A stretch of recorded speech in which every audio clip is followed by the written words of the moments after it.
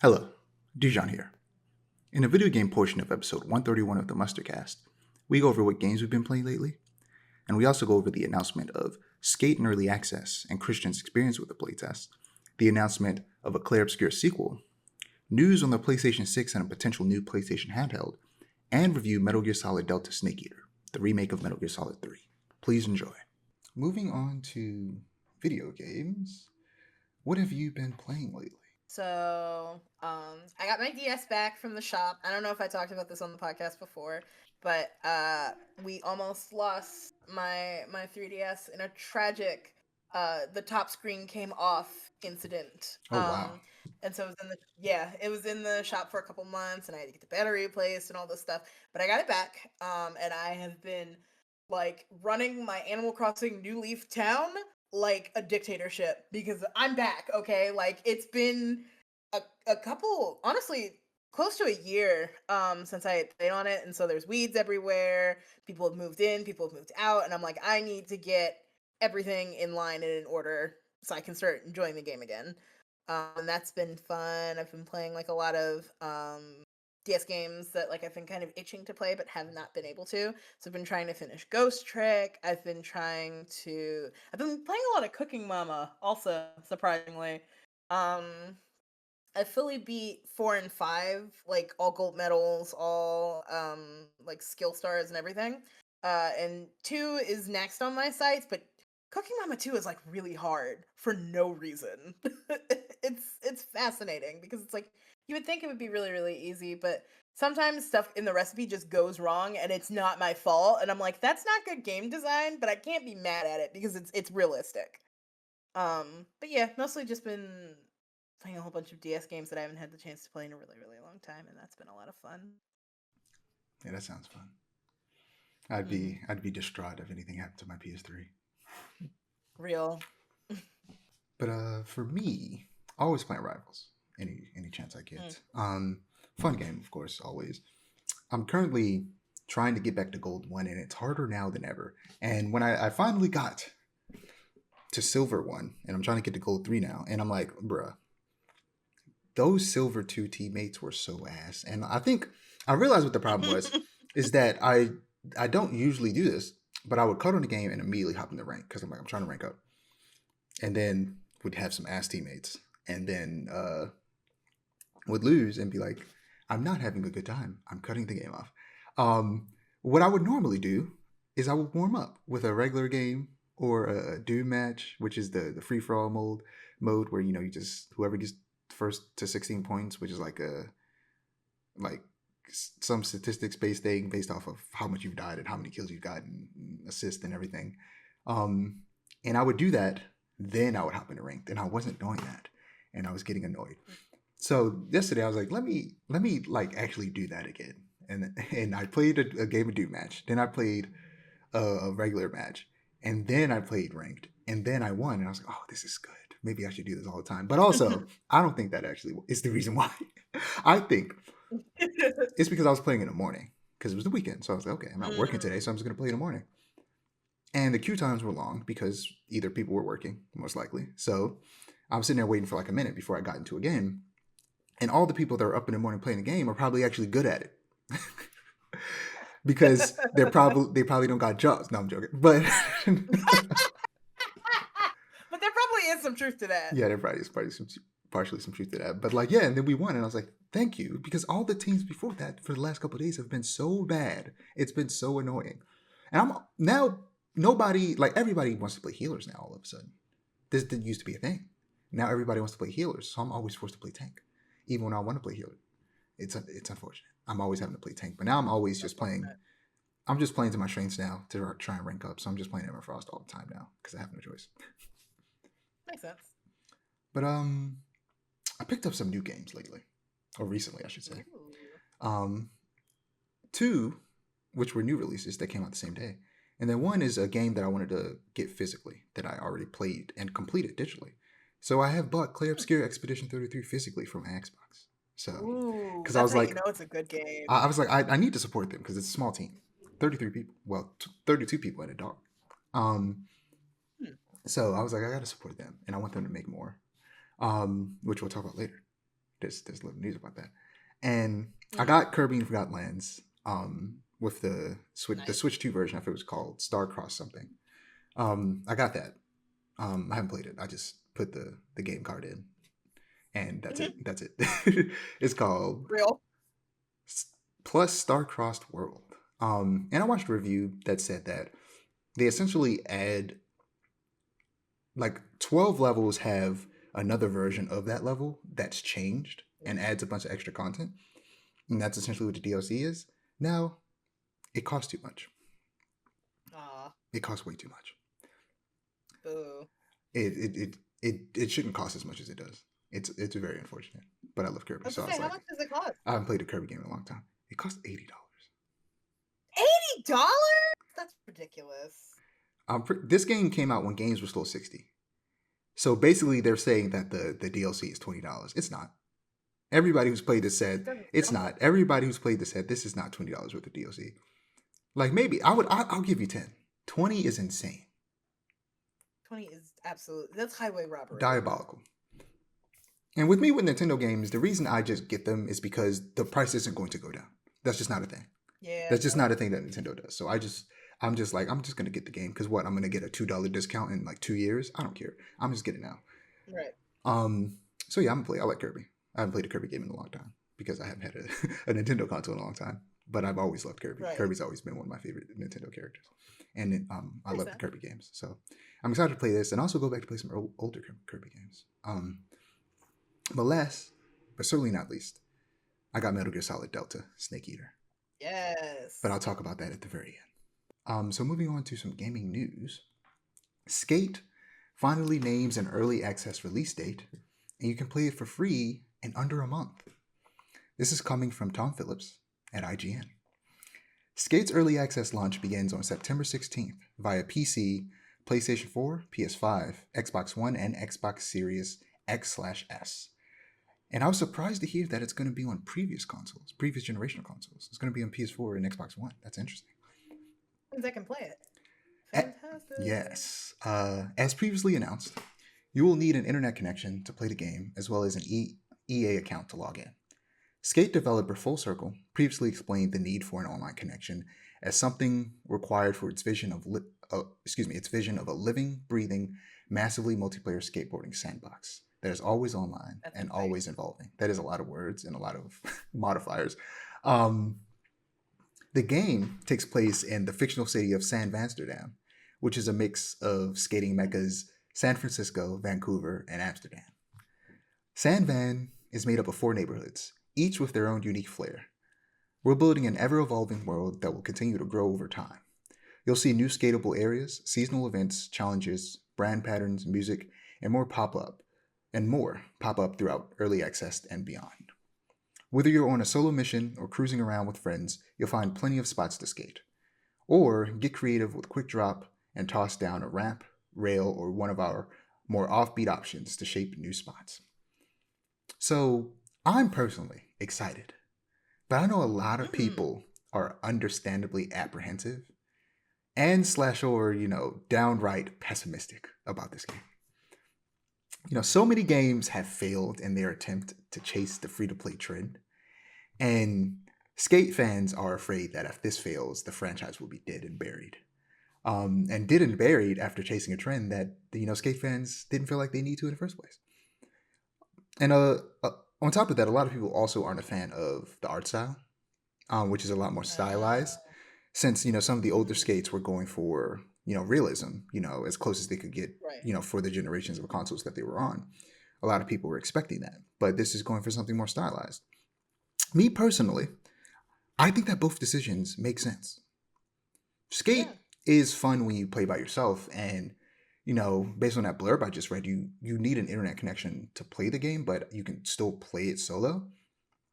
But it's at its fun when you're when you're playing with other people, because skating in the real world is an inherently community driven activity, and it makes sense to bring that into the game itself, virtually. And also when it comes to the art style, I feel like something a little bit more simpler makes it kind of just easier on servers. It makes it easier to develop. It just there's a lot of good reasons as to why they would want to go for something like that versus something Right. hyper realistic. Um, and overall, I just think free to play, the free to play model makes sense for a game like this. Daily challenges and seasonal updates are something that will make me want to come back to this game and pick it up consistently. And it's also going to help bring in a whole new audience since there's no barrier to entry. The problem. And I think Sorry, go ahead. mhm. I think the idea of a skating MMO is so novel that it's going to attract a lot of attention. And it like me personally, I have no interest in the skate games, but I'm going to play it because A, it's free, and B, like again, that idea of a skate MMO is very novel, and I want to experience that because nobody's doing that out here. So it's like they're leaning into the free to play model, but they're also doing something new about it, which I think will really help it succeed. Yeah, there's a lot of free to play games, but there are no free to play skate games. Exactly. The problem comes from the publisher, EA Games, and how they measure success. I'm afraid that Skate will perform well in the eyes of the players, but underperform in EA's eyes, resulting in Mm. a potential cancellation. The fate of this game and in the Skate franchise is really in the hands of the fans and new fans actually showing up and like playing the game consistently. Um, for me, as long as the gameplay and level design is good day one, I'll be happy to wait for content updates as the game, makes its way towards a 1.0 launch. And yeah, this is coming out real soon. That's in 2 weeks from now Real when we're soon. recording. Mhm. Hey guys, Dijon here. A few days after recording this video game section with Aiara, I discovered that my co-host for the TV and film section, Christian, had gotten to the Skate playtest and had been playing it for a couple weeks before it was announced for early access. So I'll be inserting our conversation about his experience with Skate here in the video game section. Please enjoy. Okay. Yeah. Overall, in regards to video game space, I've been on a Skate playtest. Oh, So you've been I've been on the playing playtest? Skate I they gave the way that they did it, like they staggered access for folks, and their biggest playtest drop was, I would say, probably 3 to 4 weeks ago. And anyone who signed up for the playtest, I would say like a year ago, they had access to it. So I've been playing it for the past few weeks, Holy shit. Why and didn't you say I anything? Why I'm did you wait sorry. until now? Yeah. And Oh, my fault. My it's fault. about to be out in early access in like 2 weeks. And we talked about it. Me and I recorded the gaming section before me. You were recording Oh, the I didn't TV and film know. section on Sunday. Um, and we talked Shoot. about the recent trailer and announcement of early access and a bit of that information. And like, yeah, I'm excited for this. Tell me your experience with Skate. Yeah. Um. Overall, I en- I enjoy it. I'm gonna be honest. I enjoy it. In regards to the discourse to the game, it's very there's just a very strong lack of nuance, and like I feel like, yeah, there's just a lot more nuance that needs to be had in the conversation around Skate, because, and I'm not caping for EA. I would never do that. Not caping for EA, but I feel like calling this game Skate 4, or putting this up against the idea of a Skate 4, is just not, it's not applicable. Like, one of my favorite first person shooters of all time, games of all time, is Titanfall 3. They didn't give us Titanfall 3 at Respawn, they gave us Apex Legends instead. But if I called Apex Legends Titanfall 3, I would be disappointed. But if I played Apex Legends as a free to play battle royale, I could have some fun with it.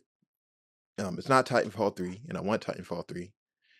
I'll always talk about how much I want Titanfall 3. But Apex, as a free to play shooter, it's fun enough and it gets the job done. Um, yeah, and that's how I feel about Skate. Gameplay wise, it's better than the original trilogy. Yeah, that's what I I'm a was skate wondering. sim nerd. That's what I was wondering because I was Yeah. wondering if the gameplay was better because I've heard some people.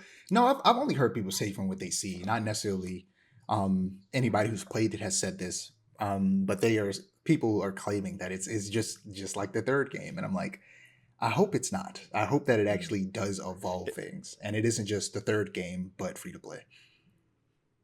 Because Skate 3 was Yeah. the Oh no, first. it evolves. It's the one and only skate game that I played, but it is to this day my favorite skateboarding game. Hmm. I love Skate 3 so Oh no, much.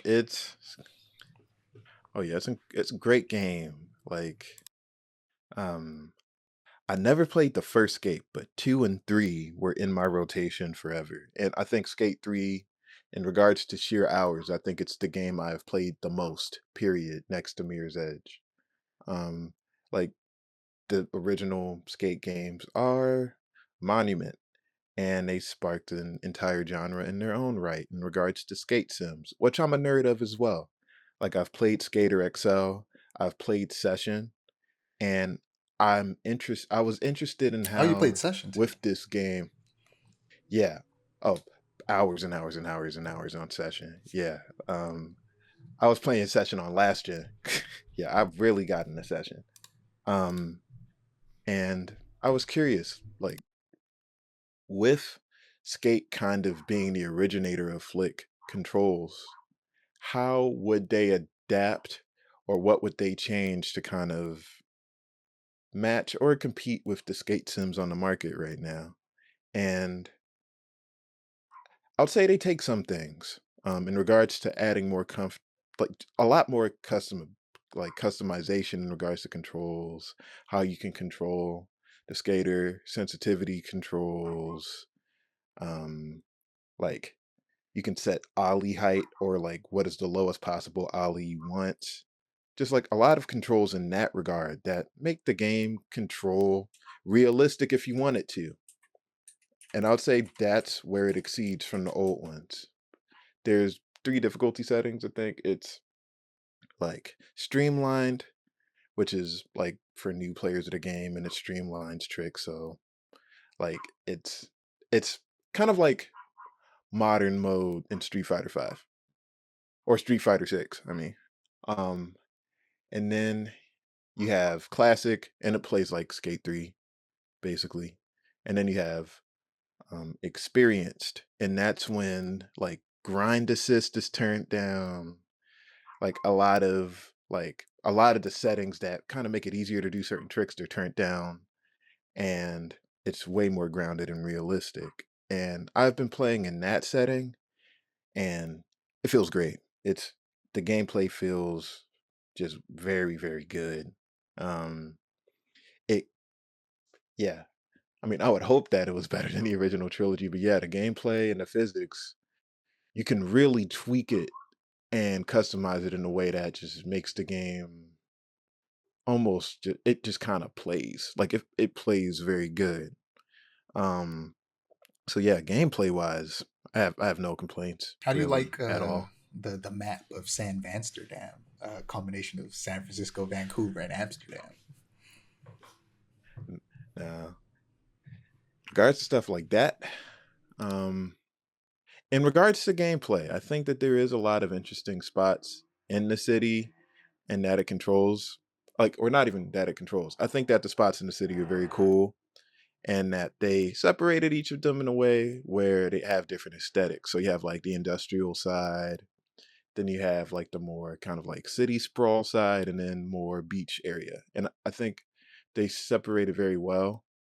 Um, However, in regards to design, a lot of this discourse in regards to the design aesthetic and the design language that they use in the game, it's a lot of like just debate on it.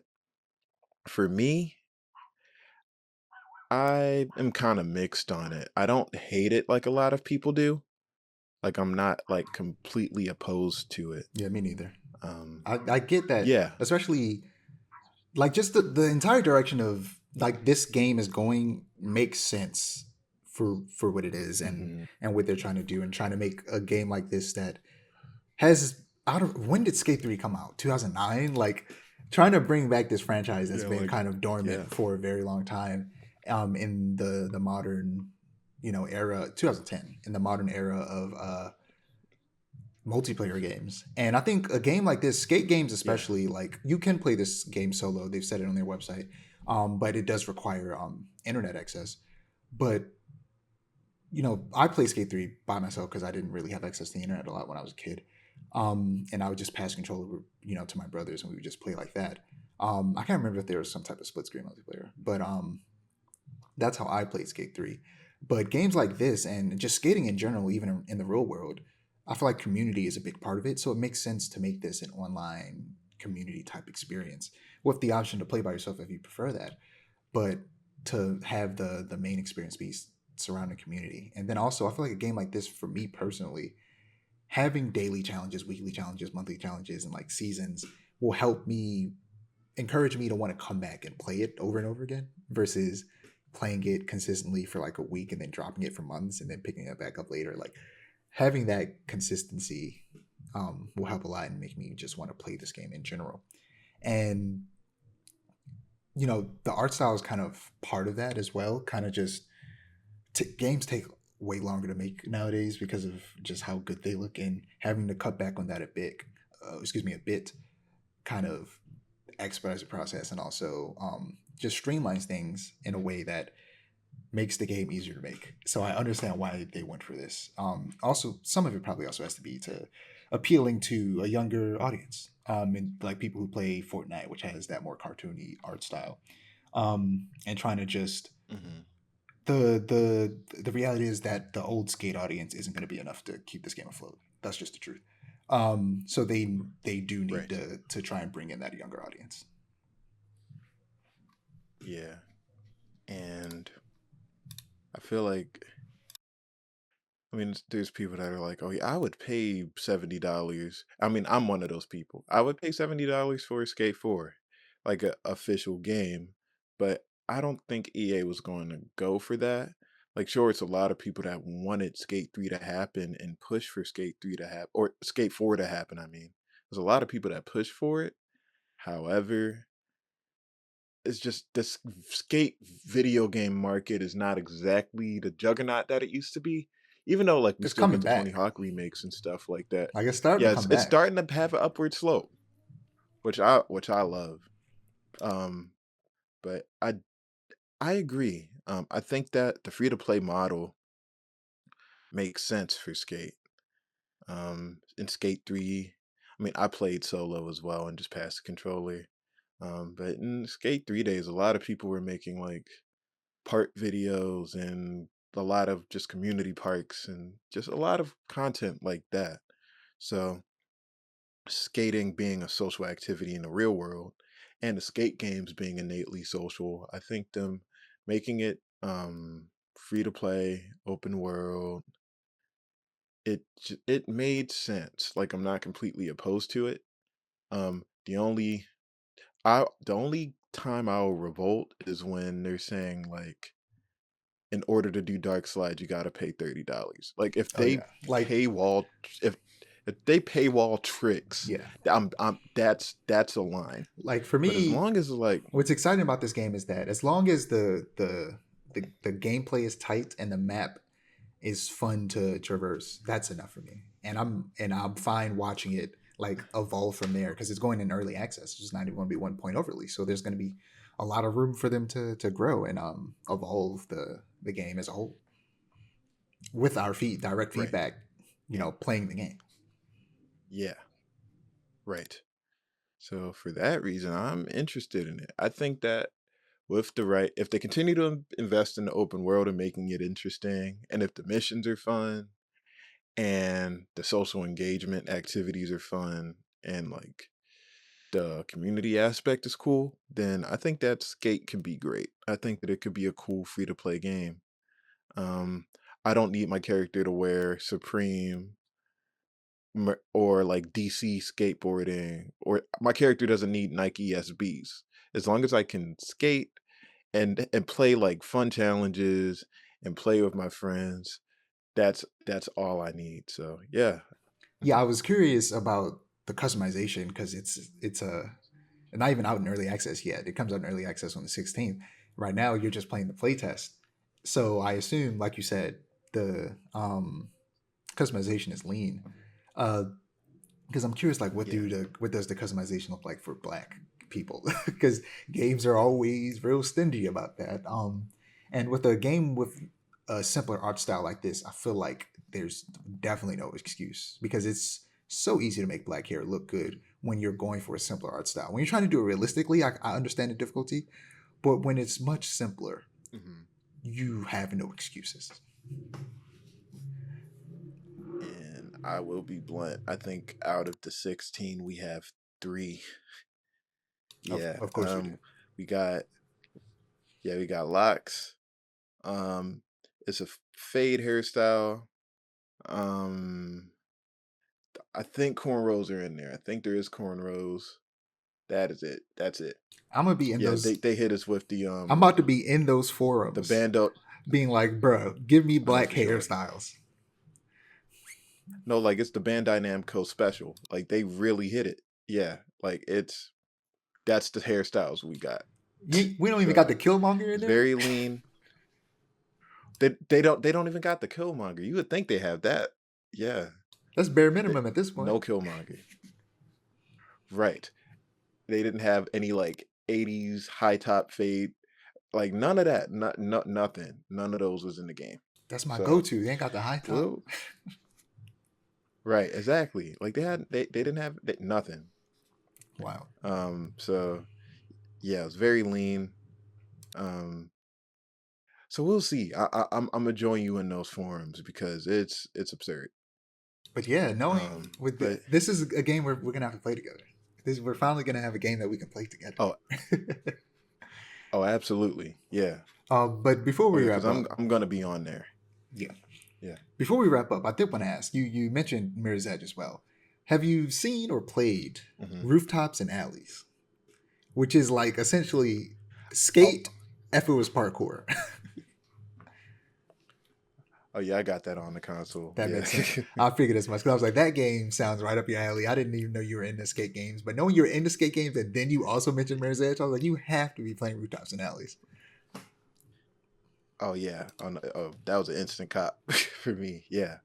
I started playing it and oh yeah, the control scheme, it's tougher than session. Like in session is pretty hard to get into, but yeah, rooftops and alleys, the score system is very interesting. The control layout is very interesting, and it almost feels like you're splitting your brain into two sides or like three sides to really get it to play in the way that you want it to. But overall, yeah, time trial, trick based, movement based game. It's pretty fun. I enjoyed it for like the amount that I played of it. But I do want to get back into it. But yeah, Skate's taking it's taking all my time. Next, we have Valor Mortis. So this is a game that was announced at Gamescom Opening Night Live that we talked about briefly last episode. It's being developed by One More Level, the devs behind the Ghost Runner games, which are first-person, fast-paced action platformers. But this game is decidedly slower paced as a first-person Souls-like that is giving me some Dishonored vibes. So according to Steam, Valor Mortis is a first-person action Souls-like from the creators of Ghost Runner. Rise from the dead as a former soldier of Napoleon's army. Wield supernatural powers, battle horrifying monsters, and unravel a conspiracy that threatens all of humanity. So a gameplay demo was available at Gamescom in Germany, and several outlets, released their impressions and gameplay videos. And I am so much more interested now. The combat reminds me of the sword combat from the Dishonored games, where you wield a sword in one hand and a projectile weapon or a magical ability in the other. And this game does pretty much the exact same thing. And the ability slash weapon wheel for your offhand is very large. So it seems like you'll be unlocking a plethora of abilities and weapons. And in the gameplay trailers, we saw a pistol, a fire ability where your hand essentially becomes like a flamethrower. And we also saw a two-handed rifle, which makes me wonder if there will be other melee weapon options and if any will be two-handed, like in other Souls likes. Also, due to the foggy and smoky battlefield and the mutated soldiers, there's a survival horror feel to this game that I'm also really enjoying. And just the additional coverage for this game that I've seen so far has increased my interest in it exponentially. I went to Steam and I've requested to be included in the playtest coming soon, and Hey. I hope that I get in because this game looks good. It comes sometime next year, 2026. So, what did you think of it? I don't know if you had the time to check out any of the gameplay, but I know you saw the trailer. I checked out a little bit of the gameplay, not much. And I'm kind of in the same boat as you are. Where it's like I wasn't sure about it at first, but now I'm like, it's not something I would play myself, but definitely I would watch someone play this, like with glee. Because, like I said, I'm not really into Souls likes. I've really tried; they're too hard for me. But I'm probably going to force my girlfriend to play this for me because it looks like it's up her alley, and it saves me the trouble of having to play a Souls like. Yeah, this looks very exciting. Yeah, but next we have Clair Obscur. Yes, another Clair Obscur game is coming. Expedition Oh, 33 is one of the stories that we want to tell in this franchise, teases director. This is coming from Vicky Blake at IGN. Yelme Broche says Expedition 33 is just one story in the wider Clair Obscur franchise. The team already envisions future entries, meaning the series is far from over. Clair Obscur is the franchise name. Expedition 33 is one of the stories that we want to tell in this franchise, director Guillermo Bros told Mr. Matty Plays on YouTube. Exactly what it will look like and what the concept will be is still too soon to announce. But what is sure is that this is not the end of the Clair Obscur franchise. And sick. if that wasn't quite obvious enough for you, he also specifically talked about this process for when he writes sequels, leaving us with little doubt that a follow up game is on the way. So, yeah, I, of course, will not say too much because I don't want to spoil this game because I know you will love it when you finally get around to playing it. But to anyone who played it, this was very obvious once you got to Act 3 of the game. It was so very clear once you got through like the beginning section of Act 3. It was like, oh, there's going to be more. This is a franchise. Clair Obscur is the franchise name. Expedition 33 is this game. Um, and I have no doubt that it will have a lot of the same gameplay systems in terms of turn-based combat with dodging and parrying, as well as the Picto and Lumina system. But you know, they'll probably be named something other than Pictos and Luminas because that was very specific to this game. Like, I don't think they're suddenly going to make a first-person shooter in this franchise or like a hack and slash or anything like that. I think it's still going to be a very similar style of RPG, just set in a different world. Whether or not it'll be like Final Fantasy, where none of the games connect, or if they'll make things connect, we'll have to wait and see. If I had to guess, without spoiling things, I think there will be clear connections, but maybe not direct ones, because the door Ooh, has that would be nice. kind of been left open for that with the way the story ended up going. But yeah, I hope you haven't gotten spoiled or anything from that game because you got to go into that Mm-mm. game blind. Good. Not one thing. You continue to avoid spoilers because this I is a will. game that you have to go in knowing nothing That. other than the bare bones. Like it's like the story's incredible. But yeah, Noted. I'm excited for this. I'm excited to see what they do, and just this style of RPG is really fun, and hopefully this also inspires more like it. Yeah, so next, Sony is reportedly planning a Nintendo Switch style PlayStation 6 portable. This is Hmm. coming from Andy Robinson at Video Games Chronicle.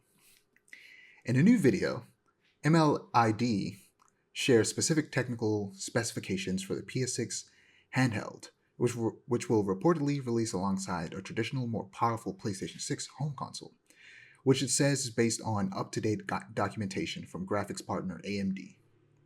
Notably, Moore's Law says it's seen multiple documents that directly call out that the planned PlayStation 6 portable can be docked like a Nintendo Switch and claims that it will be capable of playing games natively at power exceeding that of the base PlayStation 5 when docked. They then get into some tech specifications that I don't understand enough to include, but they also say Moore's Law is dead speculates based on specifications costs that the PS6 handheld could retail for around $500 and release in late 2027. As I'm sure it doesn't surprise me, it probably doesn't surprise you that PlayStation is going to make another handheld after the success of the Switch and now the Switch 2. Right. You know, the Switch has changed the game, and now both PlayStation and Xbox are trying to kind of like follow their lead in very different ways. Xbox is making a dedicated handheld more similar to something like the Steam Deck, and now it seems like PlayStation is making a hybrid. You know, we've talked about before how PlayStation completely dropped the ball with the Vita and just gave up on it, giving Nintendo the opportunity to just completely take over and change the handheld space. And now handhelds can't just be handheld. They have to be hybrid. They also have to be able to be docked and played on your TV in some form or fashion. And my hope is that this new PlayStation handheld is the equivalent of the Xbox Series S. And some of these rumors, some other articles I've read, and tweets I've seen based on those various articles, seem to be leading towards that, where the PlayStation handheld will be a cheaper and less powerful version of the main console, the PlayStation 6, but can play the exact same games. You know, this would offer a cheaper SKU for consumers and force PlayStation Studio devs to make scaled down versions of their games alongside third party, devs who are already doing that for Xbox and Nintendo. And if, all of these devs are already working at those two different scales everywhere, it'll just make it easier overall for those devs to always work at those scales. Because right now they've been struggling. There's been a lot of reports of devs hating to develop for the Xbox Series S because they then have to try and scale it up for the X, or vice versa. And now I wouldn't be surprised if we start hearing the exact same thing about the Switch, about people hating to having to develop for the Switch. If it becomes the norm that there is a lower spec console for every single one of the major players in the console field, then it would, I think, make it easier for the devs, because they'll realize, okay, we now have to build systems to work this way going forward. And I would only hope that would make things easier on them. But yeah, what do you think of this PlayStation 6 portable? I like the idea of it. I would buy it, honestly, if it's like I guess it doesn't have to be significantly cheaper than the PlayStation 6, but if it's like cheap enough where it's like it's a viable option and it plays all the same games and stuff, I would consider it. Yeah, especially Doubly since so, 'cause, like, if it's coming in a couple years, like next year's 2026, if it's coming in 2027, and you only just got a PS4 and you have a PC and you're just like at the point where you're at, there's no good reason for you to get a PS5. You're better off waiting for the PS6. So either for sure you wait for the PS6 and you get the PS6, or you wait for this lower spec version that's cheaper, assuming it doesn't come out the exact same day as the PS6. You wait for that to come out and then you get that. Yeah. Reportedly the price tag is going to be $500, but I can only guess that was the price tag before the election. And now, after everything that's happened, I do not see this being less than $600 at the least. Like, I expect this to be $600 at the very lowest. And the PS6 is probably going to be like $700. But yeah, what else were you going to say? I think it has a lot of potential. So I hope that they actually do go through with it. That would be really nice. Yeah, I'm thinking, like, would I get this? Because it would be, I struggle to say a waste of money to get both. Because in my mind, right, it's like, okay, I don't travel enough to make a portable console, I guess, worth it, for lack of a better term. Like, I have my laptop, my gaming laptop. Whenever I go back out to Atlanta to visit my family, I'm going to bring my Switch. I'm going to bring my gaming laptop. I can use my gaming laptop to record the podcast, assuming that maybe it just happens to come upon a time where we have to record the podcast and to play games. And then, of course, I have my Switch to be a Switch. But there's no portable version of my PlayStation to bring with me. Instead, my brother has a PlayStation, so I can just play his PlayStation and log into my account. But but like, yeah, having a portable PlayStation to take with me when I travel would be cool. But again, I don't travel enough to make it worth it, so I would probably just get the regular one.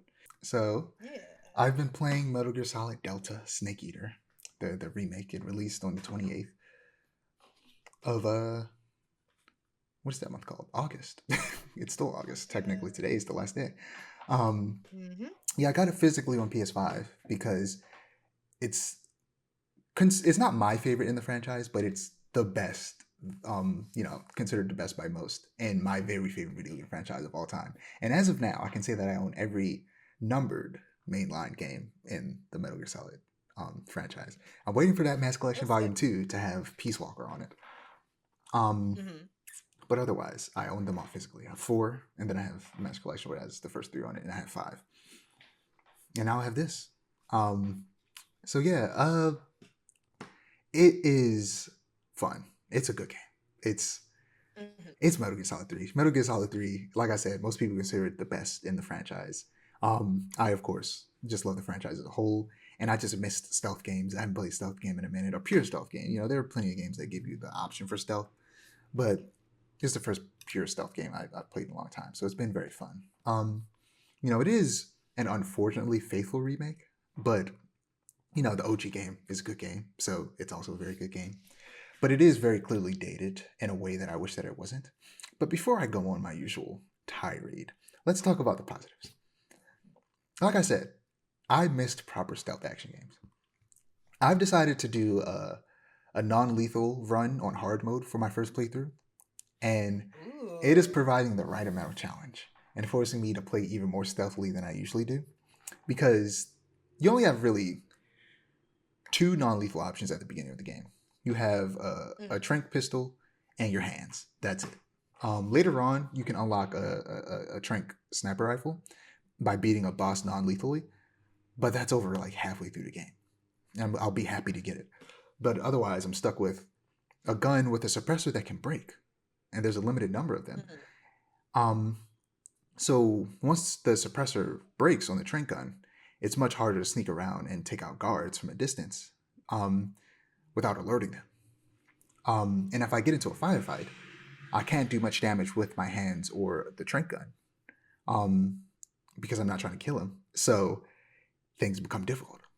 And last night, when I was playing, the suppressor broke. It broke it, Oh. and then I got to the next area. It broke before a boss fight, and then in the boss fight, I didn't need it, obviously, so I'm just shooting. And then there's another boss fight directly after that, damn near. And then I'm in a new area, and this area just happens to be so specifically a horrible time for me to not have a suppressor on my tranq gun. And it got to the point to where I almost was like, I might just murder these people because I was starting to get upset because it was so hard to do it without killing them. Um, Right. and I just had to go, you know what? I'm just gonna have to go loud. There's no way to get past these people without getting caught, without taking them out from a distance. So I'm just gonna have to go loud. So I went in loud and just knocked them all out, and then ran to the next room. And when you go from room to room, the alert's still active. So I go into that room. I think the alert went off, like it went away, and then I went and tried to sneak up somebody, got caught, and I was like, "Fuck it," knocked them all out. Um, in Snake Eater, you can change like your camo to better blend into certain surfaces in the jungle. And Ooh, sick. I bought the tactical edition, they call it, which comes with a bunch of additional costumes. And one of them Mm-hmm. is like I forget what they call it, but it's like a suit of armor basically. So you take less damage and you heal faster. So I just put that on and just started punching people. Um and knocking them all out. And then I finally got past that area, and that's where I left off. Because I was Gotcha. just like, I don't have a suppressor. And then I did find a suppressor literally after I knocked them all out. Damn. I knocked them all out and then found the suppressor. And I was like, thank God, yes. Now in this next area, I don't have to do that. And this is gonna sound messed up, but I've been part of the reason my suppressor broke is because I was tranquilizing some dogs because they had like hunting dogs, and then I realized that killing the dogs doesn't count towards killing enemies. So I'm sorry to Oh. those dogs, but they're dead now. I'm not Oh. I'm not wasting my trank suppressor on dogs. You're getting the full lethal shots to the head to that dome piece. Them dogs are done. They're all great dames too. So RIP my nigga Scooby Doo because That's I'm killing these dogs. insane. But yeah, this game is undoubtedly a good time. Mm-hmm. But on to the thing that I've said a million times at this point. But I wish that this game was given the Resident Evil treatment and completely remade from the ground up. Because this feels more like a super high quality remaster than a remake. There are plenty of great quality of life changes that modernize the game's menus and controls, but it's literally the exact same game. And if that's all they were going to do, why do it at all? They literally just released the Right. Master Collection with the first 3 games on it. And so why not just upgrade those instead? According to Michael Huber from Easy Allies, who interviewed the devs, this game is for the fans, they say, and it's a way to revive the franchise from the dire straits that it's in now. And it's Mm. like, if it's for the fan, like, excuse me, they said it was for new fans specifically, not for the fans, like the existing fans, but for brand new fans. And if it's for new fans, why not give it the Resident Evil 2 treatment? I feel like keeping it so faithful isn't for the fans, isn't for the new fans. That's a way to appease older fans out of fear of messing up. Right. If things are so dire for this franchise, I think that a remake that also changes the level design and adds new dialogue where necessary without completely changing the story would have been the way to go. As the game is currently, the game feels like an old game, even with all the upgrades. And that's a shame. Um, at least, assuming they make more remakes, which I hope they will, um, with Metal Gear Solid 1 and 2, they'll have no choice but to make changes. And with Metal Gear Solid 4 and Peace Walker, those are modern enough because Peace Walker, it was 4 and then Peace Walker came out after 4, just before 5. Those are modern enough that they don't need to be changed significantly anyway. So I imagine the next few remakes that they do, or the next 4 remakes they do, um, are going to be more remakes. They're going to be different. And if I had to guess, the next one is probably going to be Peace Walker, if they're going to go chronologically, because that story takes place just before Metal Gear Solid 5.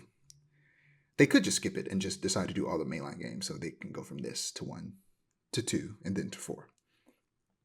They're not going to remake 5. That game doesn't need to be remade. I've played that game a couple months ago. That game's perfectly fine the way it is. Despite my complaints, like I talked about at the beginning, I'm having a good time, and I hope that it does well, so that we can get more substantial remakes. I don't know if your partner's into stealth games, but I was like, if you aren't enjoying playing Metal Gear, you could watch them play it. I was gonna say, it's not a thing if I don't enjoy Metal Gear. I really do like it. I'm just really bad at it. So I think if I really like buckle down and actually try now that I've gotten used to it a little bit more and stuff like that, I think I'll have a better time with it. Yeah, but yeah, Snake Eater's fun. I'm gonna be playing it later. It's a good time. And hopefully this does begin the process of reviving the series so that we can get more remakes at the very least, if not Mm. some brand new games, which would be awesome.